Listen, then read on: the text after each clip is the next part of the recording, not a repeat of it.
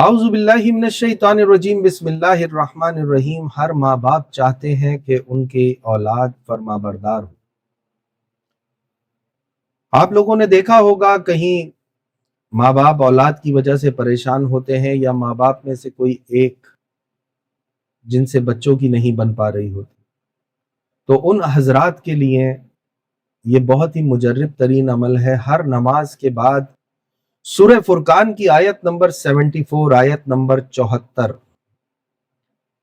یا سورہ ابراہیم کی آیت نمبر 40، آیت نمبر 40، اگر اس کو 41 مرتبہ ہر نماز کے بعد پڑھنے کا معمول بنا لیں۔ طریقہ کار یہ ہے کہ ہر نماز کے بعد سلام پھیرتے ہی اول آخر 14 مرتبہ درود شریف پڑھنا شرط ہے۔ ہر نماز کے بعد اس کو پڑھنے کا 41 دفعہ 41 ٹائمز پڑھنے کا معمول بنا لیں۔ اللہ رب العزت کے فضل و کرم سے آپ دنوں میں دیکھیں گے کہ آپ کی اولاد مطیع و فرما بردار ہو گئی ہے، آپ کا کہنا ماننے لگے ہیں، اور جو بچے دنیا داری میں مشغول ہو گئے ہیں ان کے ماں باپ بھی اس عمل سے مستفید ہوں۔